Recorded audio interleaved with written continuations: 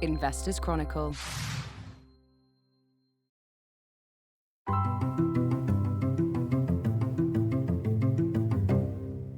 Hello and welcome to Lee and the IC. I'm Alex Newman, an associate editor at the Investors Chronicle, here again in the FT studios in the company of Lord Lee of Trafford. John, how are you today? Fine, thank you.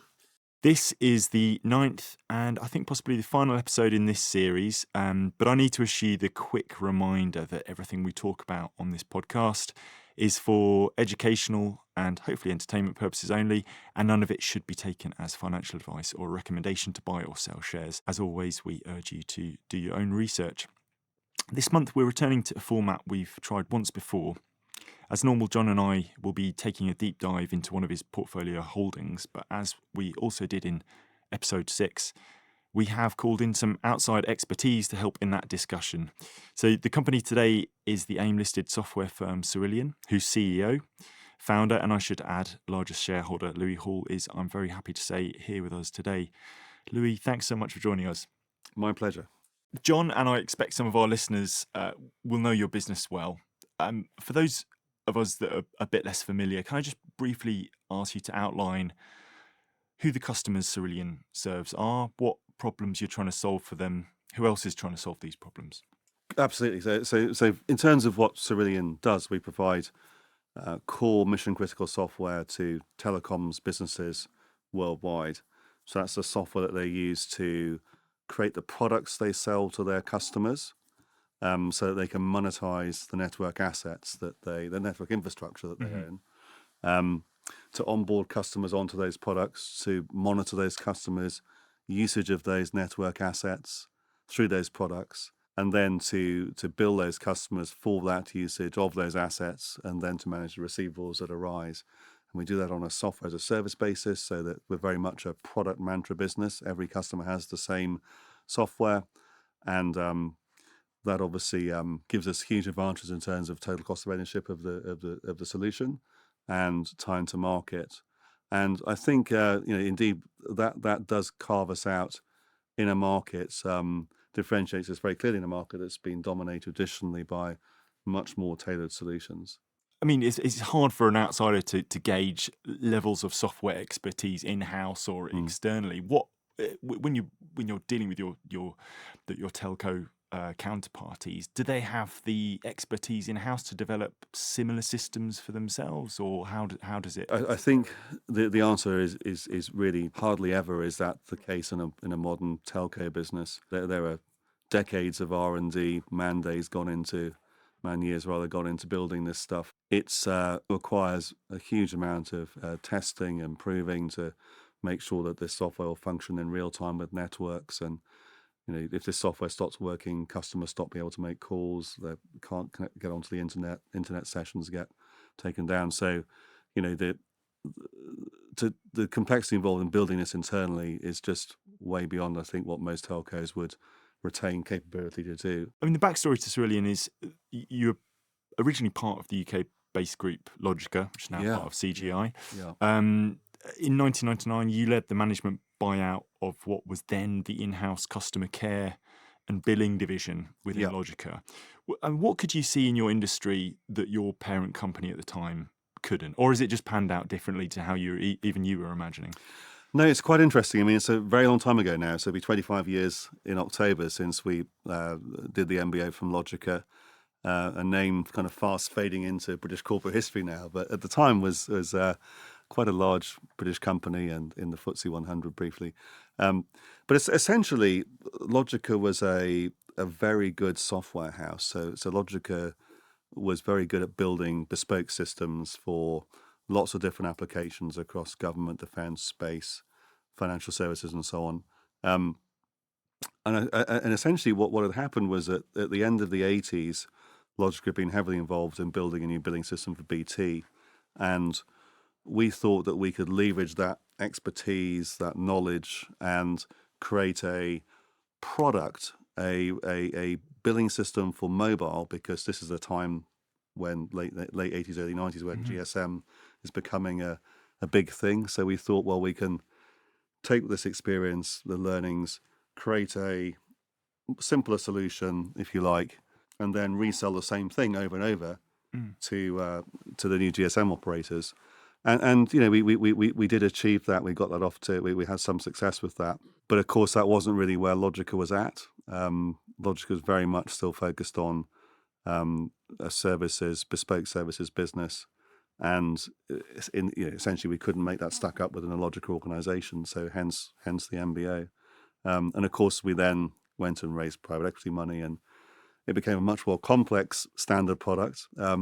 But then we were in a market where we were facing competition that was still very much along the lines of quite heavily tailored solutions, what we call best of breed, where multiple vendors would provide different bits of the puzzle. So someone would do charging, someone would do billing, someone would do CRM, and these sort of monstrous, incredibly expensive, long-winded projects. And I think, finally with software as a service, the world has come around to our view of the world, if you like. So we're sort of on the right side of history now, because software as a service is all about single product solution. Everyone shares the same software. Very much a subscription fee as opposed to endless services fees to customize and bespoke things. So, I think finally we're seeing success with the position that we actually started at, which you can say maybe that's stubborn or maybe that's just the way of the world, but. Well, I commend you on condensing a quarter of a century of sort of communications sector change into a quick soundbite there. Just looking at your business, you've invested heavily in what you refer to, I think, as your resources or resource centres in Bulgaria and India. Yeah. Can you just explain to us what happens in these outposts? Is it a kind of labour arbitrage where you're getting good technical staff at low cost? So inevitably, part of this is about cost management. Initially with India, which we actually started about 14 years ago now, and we very much wanted to build our own base in India, so we didn't go the simply outsource work to large Indian services companies. We were very keen to build our own base because for Cerillion, for the product, it's all about the knowledge, and and a lot of that knowledge is in people's heads, and without that owning that knowledge base, it would be very hard for us to be responsive to our customers and keep developing the product set. Initially, I guess it was mainly about cost, but also it was about finding enough people. And we were finding it, trying to grow at the rate we were growing, or we could foresee we would grow at. If we only have a base in London, there just aren't enough graduates in the UK to fill all the different roles that were out there. So it was a bit about scarcity of resources as well as cost. But of course, there was a big cost advantage. A lot of that cost advantage has been eroded over the last 15 years. And, India is now, for some of the more senior roles, not that far away from the cost of people in the UK. The Bulgaria story is slightly different. So Bulgaria, we started really as a way to retain an operating base in the EU. We do have challenges, had challenges with UK withdrawing from EU in that, whereas... And I guess the point here is that Europe is still our biggest market, and we've had some customers in the EU insisting on having support staff based in the EU, so we can't do that from the UK even now, certainly not from India. And also the requirement to have work permits for people who haven't got EU passports is a bit inhibiting. So having the Bulgaria base is a really good way to manage that. There is a cost differential, but it's not a huge difference between UK and Bulgaria. But another important thing is that we found a really good source of talent. I mean, there's a lot of very experienced, knowledgeable people from the telecoms industry in Bulgaria, based in Sofia. And also there's a very kind of strong educational tradition in Bulgaria, very numerate, quite scientific leaning in education in Bulgaria. So we found some really bright people, and that's really encouraging. Can I ask, Louis, how many you actually employ in Bulgaria and India, Louis, relative to UK? So roughly, India is by far the biggest. So we have about 220-ish people in India, about 100 in the UK still, and Bulgaria is still small. We only have about 30 people in Bulgaria, but we've just agreed terms to move to a much bigger office, and we're ramping up the program. We're recruiting graduates in Bulgaria now as well, which is good, mirroring our graduate programs in India and UK. Yeah, it's a really international business now. Yeah, I think Bulgaria will grow to be a couple of hundred in the fairly near future. Just to dance around a little bit, I'm keen to bring John in and his history with the company in a moment. I just wanted to I mean, the one thing we haven't sort of discussed so far, and maybe it's for me to introduce it almost. I mean, you've been an enormously successful company on the stock exchange, Touchwood. I mean, you floated in 2016, raising about £10 million for roughly 22 million valuation. You're now worth nearly £500 million. You know, and this isn't just luck. This has developed some very, highly valuable intangible assets and managed to scale them into a profitable business. We don't hear about stories like yours a lot in some ways when we're talking about the London Stock Exchange, which often, talks about very downbeat tones, at least until recently.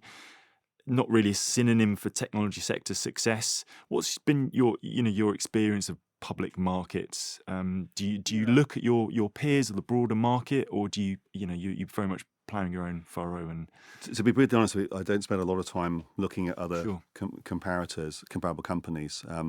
Although something I've perhaps started doing a bit more recently, but I think we've been fortunate with the public market, and AIM's been a really good place for us to be, and I think it's actually relatively simple. If you do what you say you're going to do, and you then do better than you say you're going to do, then the market rewards that achievement. And I think we were fortunate because at the time we did the IPO, and John and I have had this conversation a number of times, we saw a growth rate of around 10% a year and margins of around mid-20s EBITDA.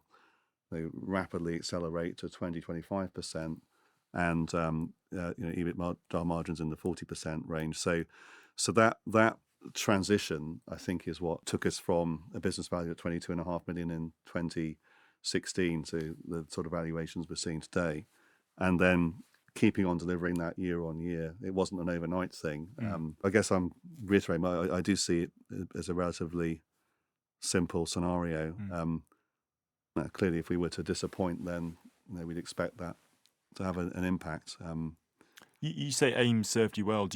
Have you had conversations about moving to the main market? Is that a consideration at any point, or is it just until it stops serving your needs well? Then why pose the question? Exactly. I think nobody's really sort of articulated a great advantage, and John might have a better view on this, in moving from AIM to the main market. Clearly, there's more overhead, there's more bureaucracy. I don't think that the AIM market is particularly difficult to manage in terms of the process and the paperwork around that. Reporting requirements when you've been backed by private equity for the best part of 15 years. I think AIM's actually not that much of a challenge. Main market would bring more of that, and I'm not sure what we would really gain. Would we get a higher rating on AIM? I mean, I know John might have a view. I'm not sure about that. And I think equally, if you look at, a lot of people talk about going to NASDAQ and so on, and I think if we had a different rating, then that might be something to look at, but I don't think we have the need to do that right now. Sure. I mean, obviously, perhaps the thing to get onto, it does concern us to see so many UK tech stocks be swept off the board. And when we talk to fund managers, there's a lot of concern around how many UK small caps, mid caps will be left. Yeah. Different topic. Yeah. Okay, there's something to come on to. John, if I can turn to you, I mean, loads to discuss here. I mean, this has been an enormously successful company in its own right, and given that I think you're pretty much on board on day one of trading, you told me it's been a big success for you as well. How did you come to get involved? You weren't involved in the IPO itself. No, I wasn't involved in the IPO. I was very lucky, very fortunate, and Louis knows the story well, and indeed was part of it. I was having a conversation with a woman called Katie Zuriadis, who runs KTZ Communications financial PR firm, and she phoned me and we talked, and she said, I'm involved in an IPO that I think could interest you. I would describe it, quote, as a John Lee stock. Now, what does she mean by that? I think she meant a proper business, an established business, a profitable business, and a business with good dividend yield, and hopefully future prospects. And she said to me, the IPO is taking place in the next few days, or a couple of weeks. Would you like to meet Louis Hall, whose business it is, who runs it, who led the buyout from Logica? And I said, fine, very happy to do that. So, the next week, I think, we had lunch, and I was very, very pleased to meet Louis, and hear the story so far. And it seemed to me, a company well worth investing in, insofar as I understood the technology. And I have to say, I'm not a technical expert. And so I resolved to pretty well buy on the first day of dealings, because I think the shares had already been placed. Got you. And so I bought in March 2016. What's that, about 8 years ago, just over 8 years ago, originally at 83p and 85p. And then just looking through my records, I bought some more as the business grew, and as I became more confident. I paid 155p, and then an absolute peak of 173p. Well, of course, they've risen strongly over the years. In terms of both absolute profits growth and also upward re-rating. I think it would probably be, looking back, certainly accepted that probably they were somewhat underpriced initially, but there we are. I was fortunate to come aboard early, and they've been up to around the £16 mark. I think that today they're just a little bit off that, at around £15 or so. And I sold a few of my shares, small holdings, in 2022 at just over £12, and a few more in 2023 at £14, £14.50. I mean, it's very difficult when you're in a growing business that where you like the story and you like the people, and the rating rises. Nothing. Although I'm hoping Cerillion proves me wrong, goes on forever. At that rate, and so should one top slice and take a little out, a little off the table. I did, with the benefit of hindsight. It was probably wrong, but in terms of overall investment policy, probably makes sense if something is very highly rated to take a little bit off the table, as it were. But I'm very happy, obviously, with the way it's done. If all my holdings had done anything like as well as Cerillion, I would think we'd be having this conversation in Monte Carlo rather than here or on my yacht somewhere, because it has been a huge success story, and great tribute to the Louis' vision and drive and standards. Loads to unpack there, Louis. I saw in your presentation you put out this week. Yeah. Some figures suggesting that the total addressable market could soon be $70 billion dollars total. I mean, realistically, what is the size of the pie that you're actually going to go after? Because I mean, we're talking about revenues at the moment of in the 30 millions. That would be quite an impressive leap to get into the billions. But I think consensus forecast is probably about $55 million, right, say, for this year, maybe 60. So absolutely, we're still way off 1%. So for John's benefit, there's some new data from one of the telecoms analysts that we put into the presentation for the interims, and that was quoting a larger market number than last time we spoke. So that will put us at, if we address that whole market, at a very small, 0.1% or so. But of course, as Alex said, you have to look at what of that 70 billion or so can we address. And so, for example, we don't compete in China because it's a company our size. It's just too difficult, and there are very strong local competitors in China. Maybe that's 15 billion of the market at a guess. And you could probably rule out some other areas that may be more challenging for us. But even so, even if that market is only 10 billion, it's still a very large market, and we've still got less than 1% of it. So I think the point is it's a very large number, whatever it is. And as John said, there's an enormous space for us to expand into. So just within, I suppose, your immediate pipeline of the customers you have and the ones that are on your radar, is that multiple then of your current revenues? Is it fair to say that's a... Yeah, absolutely. So our current new logo pipeline stands at £254 million, I think. So it's grown 20% in Is the that an last 6 months. annualized figure, or No, that's the total value of all the prospects you. in our Okay. pipeline. But those are that's not just all the telcos in the world. That's telco businesses that are in some kind of buying process for this enterprise software suite, where there's a budget identified and there's an engagement, and we're in that process. So that's what when we talk about pipeline, that's what we mean. So again, even that's a very small amount of this total addressable market. John, are these the sort of things that for a non-technician, a non-specialist looking in from the outside, kind of pegs their hopes or sentiment, or the sort of the balance of your investment case on?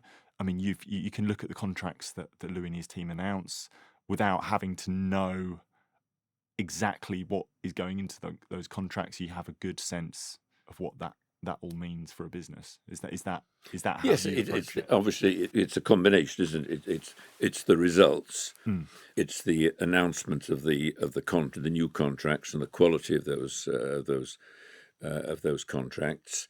It's the investor sentiment and comment of the analysts, and above all, it's an appreciation that Louis owns 30% or so of the business, and so skin in the game. He's committed to it, he's driven it, and that is a very substantial percentage commitment. Effectively, he controls the business, which is fine, and clearly the implication is that he has confidence in his shareholding becoming more valuable, as it were, in financial terms, and the business growing. I'm very happy to take that on trust. To me, having skin in the game, particularly with the key executive having that big holding, is a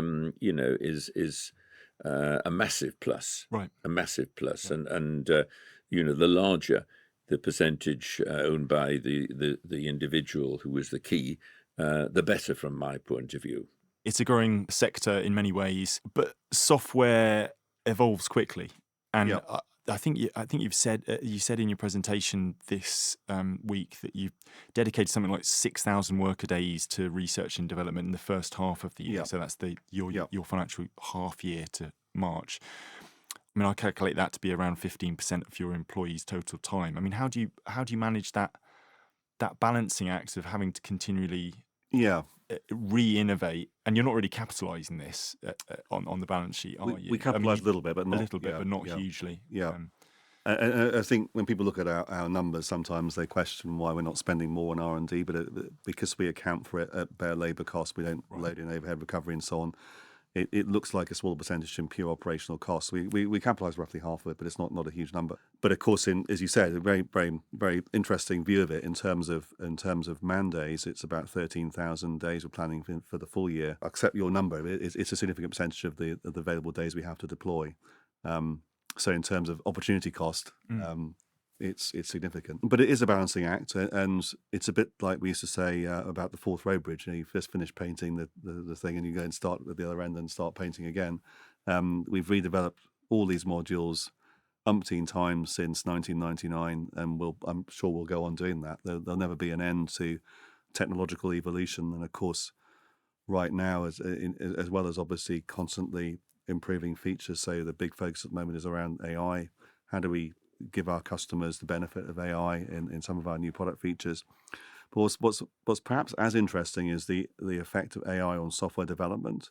So the days of people, rooms full of people writing lines of code are fast evaporating, fast fading, and we are seeing new environments where code is auto-generated by AI, where to test the software.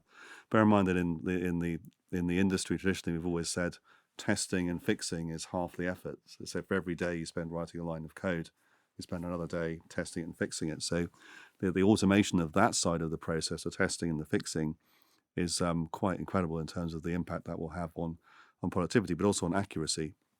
And the great thing about AI is AI does make mistakes. So AI will write bad software, but it will learn from the mistake, and it then doesn't unlearn that learning. Whereas human beings sometimes learn from their mistakes, but often still make those mistakes at some point in the future. So yeah, we're moving into a very interesting world, I think. Is that? I mean, is AI? I mean, it obviously gets talked up in so many ways, but is it a paradigm shift for a technology company? Absolutely. Unlike Absolutely, changes and you've seen? we're by no means unique in this. I think most technology companies will be looking at these new ways of working and new tools and new ways of doing things.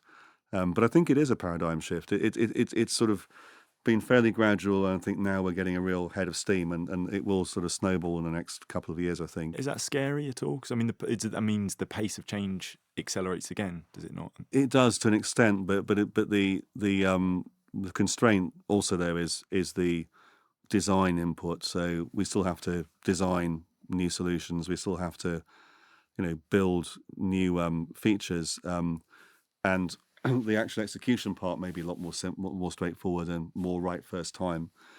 But I think we'll still be a need for human beings, obviously, but it'll be higher level functions. So it'll be design, more creative, less of the sort of mundane hacking out source code, if that makes sense. You can now get 12 weeks of an Investors Chronicle print and digital subscription for just £12. You'll get instant access to our website and our app, plus the magazine delivered to your door every week. Check the terms and conditions in the show notes for more information.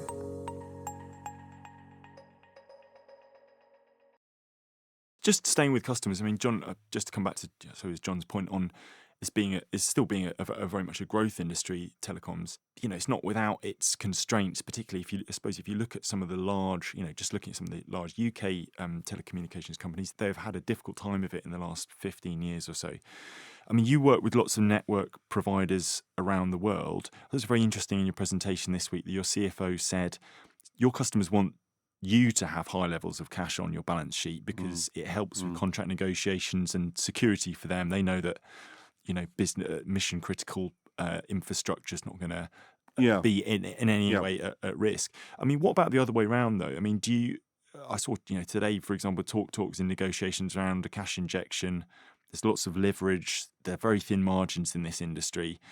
Are you ever concerned about you've got some very chunky contracts there about their own sort of going concern basis? Yeah, I think that the fundamental point and the fundamental protection we have is that telco businesses don't work if our software stops working. Okay. So the option to not pay Cerillion, or not pay the enterprise software vendor, whether it's us or anybody else, isn't really there to the same extent. So I think we would fall a long way up the queue in terms of who would get paid in challenging scenarios. But it is a problem. I think telcos are stuck between a rock and a hard place because they have to invest in all the new technologies. You can't be in mobile going forward if you're not doing 5G. That's an expensive network upgrade, and equally, it's very difficult for telcos to just charge more for. As far as the customer's concerned, does it really make a difference that their mobile service is 7 or 10 or whatever times faster to most of what they would do in their daily lives on their smartphone? And that's a challenge that telcos have. And I guess one of the reasons we benefit from this is that being able to build more innovative products that combine mobile with fixed, with TV channels and so on, and present those in a more marketable way, providing different levels of promotions to make that more appealing to the end customer, is something which we support. That's one of the main things that we're offering the telcos. So I think we benefit in our growth from that conundrum. But it is a real problem, and at the end of the day, I think that the cost of telecoms to the customer will just have to increase. Right. Otherwise, how do we? I mean, as you say, telcos all over the world are heavily leveraged, and there's only so far this can go, I think. As a company, you seem really good at being able to disclose your client, the clients you work with. And I suppose for investors are interested. I mean, John, I think you kind of half made this point before that is that virtuous circle, I suppose, not only in winning new business, but gives an outside investor confidence in just putting names to clients, which, I mean, not every company on your market does that. And I totally appreciate the sensitivities around being able to name certain clients, and not every contract is written to allow that. John, I don't know if you had thoughts at all on, is that a thing in your due diligence typically when you're looking at Well, investing? I would say most of the companies that I'm invested in trade globally, as it were. Right. And one is pleased to see new contracts in a whole range of different countries. And I'm interested in the comment that Louis made earlier about China, and saying China's a huge market, but, we're very small, as it were. Well, maybe in 5 years' time, 10 years' time, Cerillion may well have grown to the level where, it's quite capable of moving into China, and you're going head to head with some of the companies that are already there. So it's an exciting prospect. I mean, the question I would like to, if I may, ask Louis, a very sort of simple question, which I normally ask most chief executives, is really what I term my optimism scale. So I ask them, taking into account everything that you can tell me in detail, and what you can't tell me for whatever inside reasons, on a 1 to 10 scale, 10 being a super optimist about the future of Cerillion, and 1 being completely pessimistic, as it were. I'd like to get a feel of how you see Cerillion's future at the moment on that 1 to 10 scale, really. I think based on the size of the market, the fact that market is coming round quite late in the telco world to software as a service, to single product solutions, which is right in our sweet spot. As you know, John, I'm pretty conservative on these things, but I would say at least 8.5. Okay, that's slightly ahead of John, the number John passed to me. Well, that's very encouraging. I put down 8. Louis goes for 8.5. I know him to be a conservative individual, so I'm going to add 1 to that. So I think he's on my 1 to 10 scale. He's at 9.5 at the moment, which is good enough for me to stay aboard. Thank you, John. Just because it's my job not to get too optimistic about anything, just to kick the tires, one more point on, I suppose, the customers. In your annual report, this may have changed in the subsequent period. I noticed you've got something like 5 customers making up 60% of group revenues, I think last year, and I think the largest, it makes up a fifth just on its own, nearly. Is that something you want to change? Well, it's actually a little bit complex, that. So to just sort of unpick that a bit, we do have quite high concentration, because if you think about when we win the way our revenue recognition works, when we win a new customer, essentially we're selling that customer a implementation project to put the solution into service, and that will be roughly a third of the total contract value. And then the other thing that we're selling the customer is a subscription agreement to use the software, typically for a 5-year term. Now, that subscription fee includes term license fee to use the software for the 5-year term. It includes the managed services, support and maintenance, and hosting to run the solution over the period. So roughly about another third, maybe 25, 30%, 35% sometimes of the total contract value is that term license. Now, to comply with IFRS 15, we have to recognize that once the software is available for use in full. So it means that in the first 12 months of the engagement, you're recognizing all of the license revenue, which can be up to a third of the total contract value, plus you're recognizing a lot of the project services, again, which roughly another third of the contract value. And of course, some of these contracts are quite large. I mean, the largest one we've announced, I think, is £15 million. So that can be a large chunk of revenue in the first year. And hence that customer in the first year will be in the top 5 customers. And but of course, the following year, it'll be a different set of customers that are in the top slots. So once that system is in use and license recognized, essentially we're running off the remaining 30 to 40% of the contract on a straight line basis over the 5-year term, because that's the sort of as a service wrapper. And that's why you get this effect. Got you. Okay, so I suppose in balance, it's good to see things. Both you break out your recurring revenue, don't you? And also over a 3 or 4 year period, I suppose that smooths things a little. Yeah.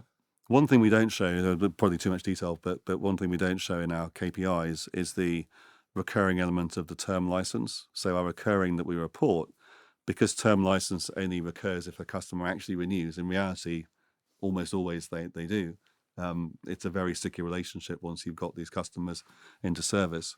We're looking at for the end of this financial year to start reporting what the value of that would be on an annualized basis, which will show a much better picture in terms of the SaaS nature of our business. Louis, I'd like to finish sort of by turning to the future. As John pointed out, you've got this 30% holding. I'm guessing, though, please correct me if I'm wrong, I imagine that's a large proportion of your personal net wealth. Your career has really been bound up in this one company. I mean, hope you forgive the sort of slightly direct line of questioning, but given you are such a big part of Cerillion and its history for shareholders, I'm sure it's a question that investors have pondered. I mean, you built a very successful business. What's your future with the company as you envisage it today? It's a very good question, and I do get asked this quite a lot, understandably, and it's perfectly reasonable to ask that question. The honest answer is I don't have any particular objective in terms of must retire. I mean, I'll be 60 on Friday. Happy birthday. Is that? But 660, it's nothing, as it I know, were. spring chicken. I'm 82 in June. Good God, you've got years to go. Absolutely, 82 is the new 50. I'm fully behind that. But it's not an age-based thing. As long as I still feel I can add to the business, I imagine I'll carry on doing that. I think there is a platform to get to, which is to double it in size again, and to bring on board more of these tier one logos that we started winning in the last few years. And I think at a sort of 100 million turnover, hopefully $1 billion at least market cap, and a bigger stable of tier one logos, the leap then from a $1 billion market cap business to a $10 billion market cap business is much easier, just by achieving that kind of launch velocity scale. And I think if I can get the company to that stage in the next 3 to 5 years, that would be a good point for me to have to say I've achieved what I set out to achieve. I think I'm going to adjust my optimism scale. I think I'm going to put Louis on 10 now, to be quite honest, after hearing that. That did sound very bullish. But you never know. It's difficult, obviously. But you have a good team, Louis. It's not totally dependent. Absolutely, yeah. And we've spent a lot of time building management team, and the people who are obviously mostly younger than me, which is good in terms of planning for the future. So there are plenty of options there. It's good to hear you're both aligned.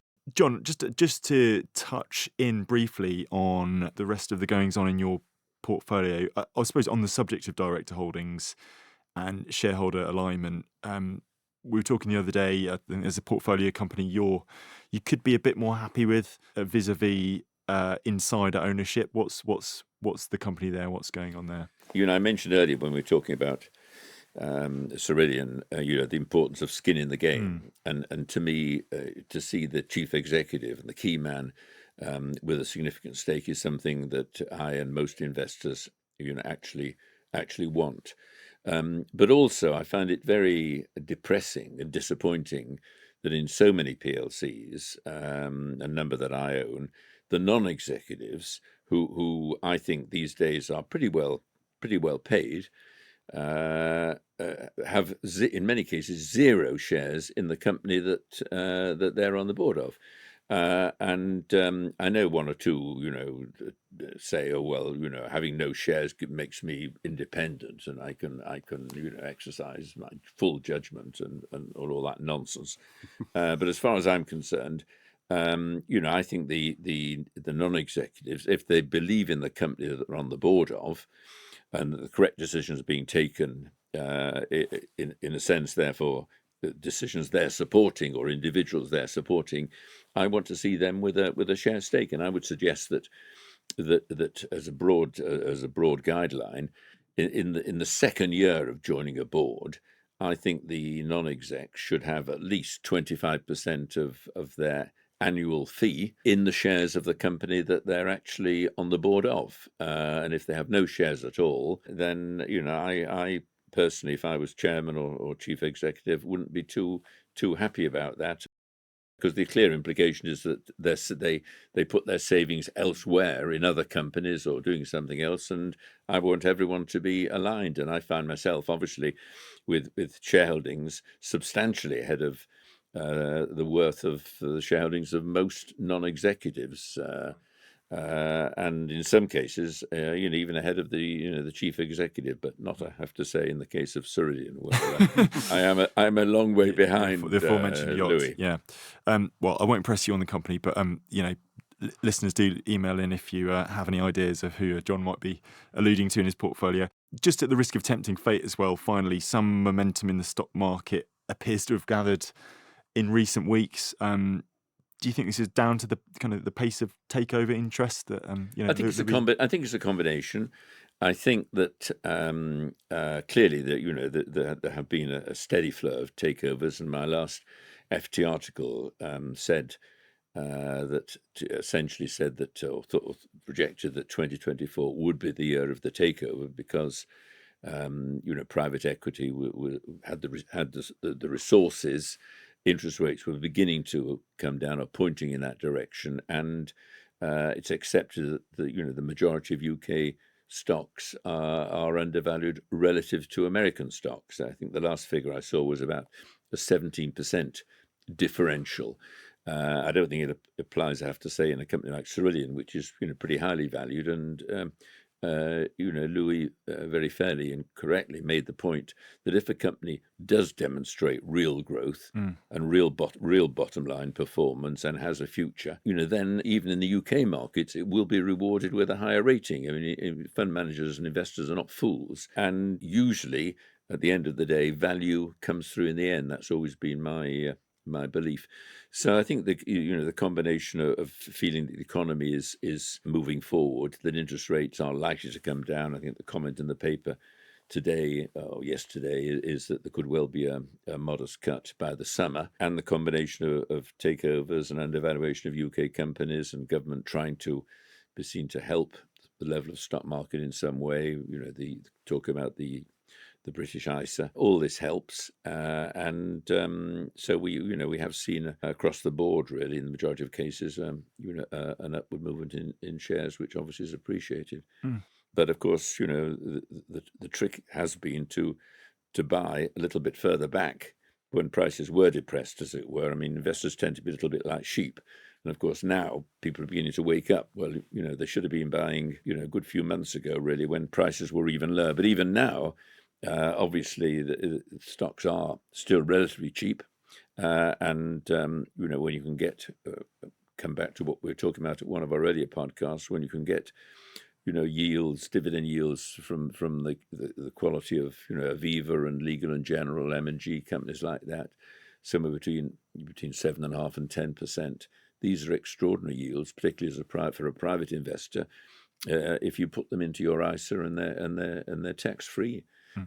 So it's a good time to invest. It's a good time to have liquidity to invest. Good optimistic note to finish the series on, I think. If in a similar place, in a way, to where we started in September, when things are maybe looking a little bit more dour. We're going to be back hopefully some point a bit later in the summer. As usual, if you have any questions you'd like to put to John, you can do so by emailing me at alex.newman@ft.com. Until then, all that's left for me to say is to thank you for listening.